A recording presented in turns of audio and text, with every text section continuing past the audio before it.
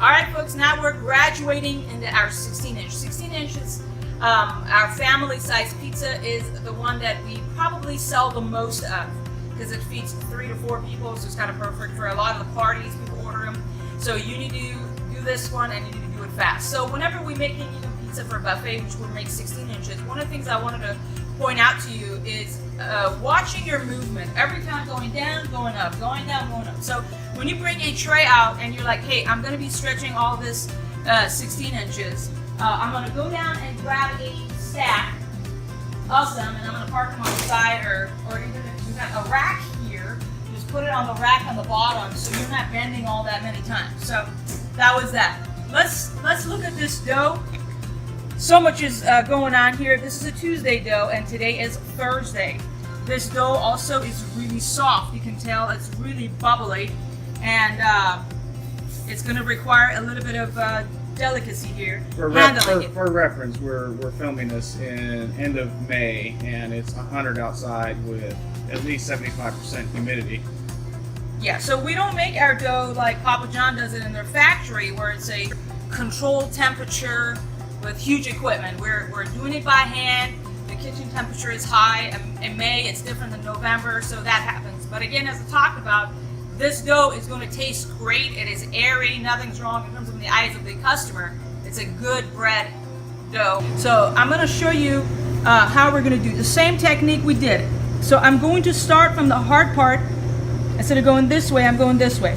So first, I'm going to mark our territory with this.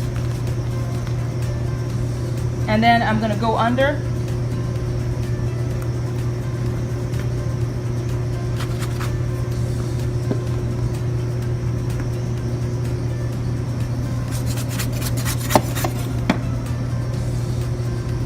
Lay it, flip, press. So I wanted to show you, this side is smooth from the top and this side is like this. So it's always better to start from this side. Now that we're doing 16 inch and 20, specifically in those two sizes, it matters a lot more, but overall. So I'm gonna press it in. I'm going out a little bit with my fingers. You can't do this wrong, just press it in. You can't just do this. Do you see, like, you need to use your muscles a little bit here. I'm going to demonstrate this to you with the rolling pin because I've not done one of them for you. So once you do from this face, you can just use the rolling pin. You need to make sure that you have a bit of a flour on that rolling pin. You can notice it if it's sticky or not. But we're going to start from the center. Why is that? Because if you do this, if you look at it, you're pushing the dough here, it's going to be really hard. So I'm going to start from the center. I go up like this to make sure we keep it in a circle format. So I'm gonna pick it up from, that was just 1, 2, 3, 4. Saw that? You don't need to go 10 times, bam, bam, bam, bam, bam. Keep it simple. Pick it up. You see the dough falling off of it? Flour. Flour. Flour. So I'm gonna go like this.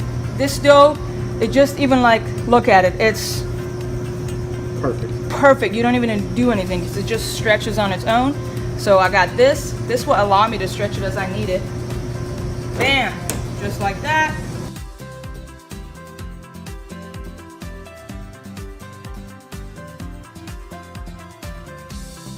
All right, so next one, again, I'm gonna juice it this way over here. I'm gonna use my hand because if I just push it this way, this is gonna turn into a oval shape, right? So to keep the integrity, I'm gonna use my hand, scrape under. There you go.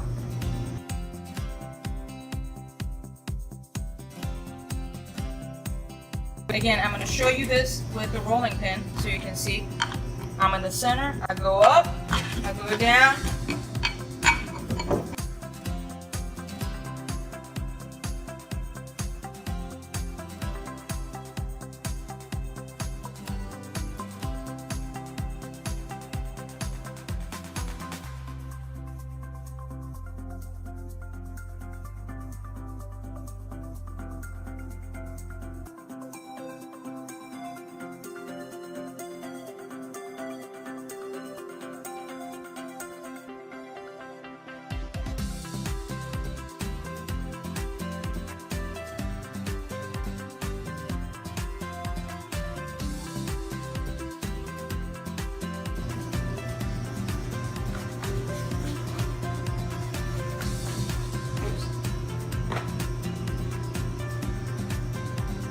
fix a hole all over. See how it killed 10 seconds?